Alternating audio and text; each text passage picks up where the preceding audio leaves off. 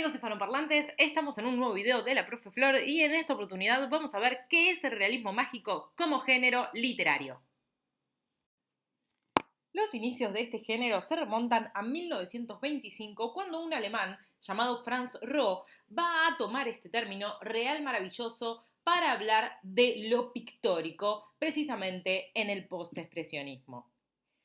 Sin embargo, recién en 1947 se va a empezar a hablar de lo real maravilloso, del realismo mágico dentro de lo literario, gracias a un personaje llamado Uslar Pietri, que escribe un ensayo y lo va a tomar de lo que él había leído anteriormente de Franz Roh, pero para la literatura y para este género que se estaba gestando en el siglo XX en América Latina. Uslar Pietri era venezolano. En 1949 va a salir una obra que tiene muchísima incidencia en el género, El reino de este mundo, de un cubano, Alejo Carpentier, que habla sobre un pueblo haitiano oprimido y cómo este pueblo oprimido puede ser represor y cómo los represores pueden ser también muy represores. Pero cuidado, porque García Márquez va a decir que en realidad este género se empezó a gestar con los diarios de Colón, cuando Colón decía que había sirenas, monstruos marinos y personajes de dos cabezas en América. Luego de ver los inicios, vamos a ver cuáles son las características del realismo mágico. En primer lugar, hay una convivencia de lo real y lo maravilloso.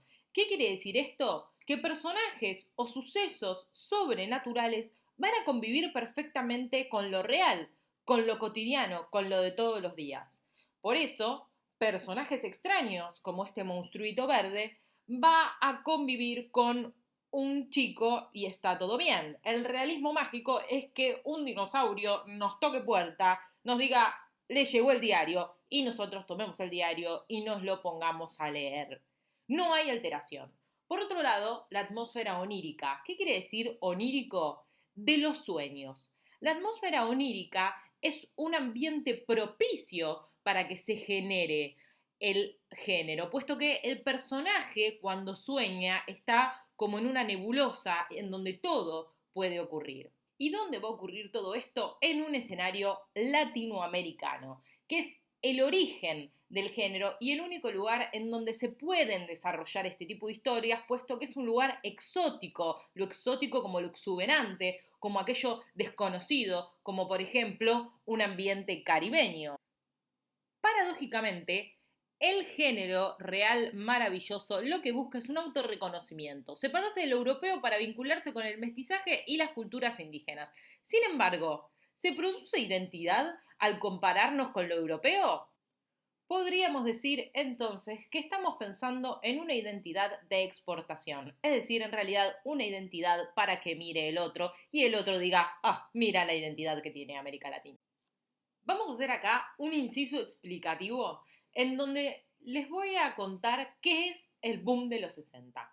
El boom de los 60 es un boom literario, pero más que nada editorial, en donde se empiezan a vender muchísimos libros a Europa. ¿Y cómo logramos venderle muchísimos libros a Europa? Presentándoles un espacio desconocido, por ejemplo, un espacio americano en donde todo puede pasar. ¿Sí? Realismo mágico es eso. Esto es una estrategia en realidad para vender. Sin embargo, no hay que confundir boom de los 60 con el género realismo mágico, puesto que el género realismo mágico es tomado por el boom para venderle libros a Europa. Otra mirada un poco más positiva del boom es la que tiene Vargas Llosa, en donde dice que el boom en realidad lo que busca es cambiar el estereotipo que se tiene en América Latina, en donde solo se producen guerrillas y guerrilleros. Volviendo a las características, hay una explicación de sucesos políticos, económicos y sociales. Sociales, por ejemplo, ¿cuál?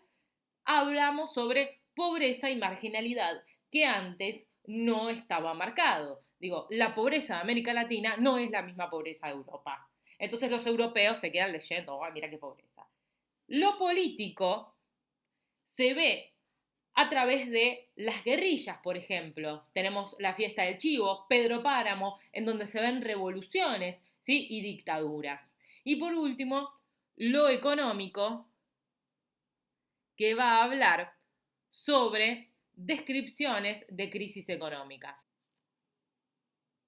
Por último, hice una sección en donde acumulé otras características que no siempre se dan dentro del género real maravilloso. La distorsión del tiempo es la primera. Podemos ir de atrás para adelante o de adelante para atrás, ir y venir en el tiempo, lo que en el cine llaman flashback.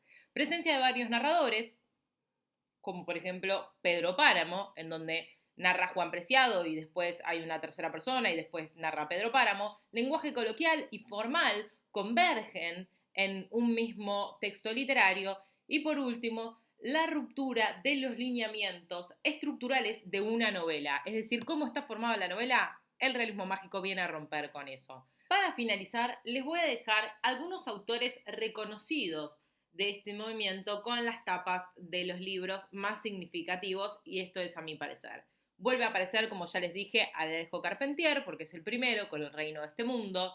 También dentro de Argentina podemos nombrar a Cortázar, a Jorge Luis Borges,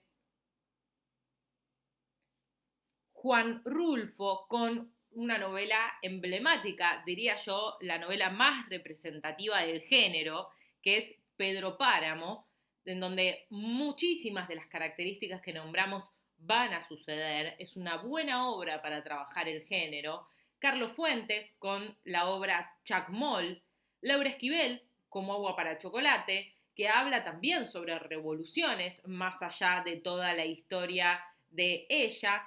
Isabel Allende con La Casa de los Espíritus, Vargas Llosa, que ya lo nombramos anteriormente, con, por ejemplo, La Fiesta del Chivo, en donde se habla sobre la terrible dictadura que tuvo Puerto Rico. Gabriel García Márquez no nos podía faltar con 100 años de soledad, una obra también emblemática, y Miguel Ángel de Asturias Chiquitito. Bueno, chicos, esto fue un video más de la Profe Flor. Si les gustó, denle like. Y si no les gustó, compártanlo igual porque alguno de sus compañeros lo puede necesitar. Bueno, cualquier cosa me dejan un mensaje en la cajita. Nos vemos. Chau, chau.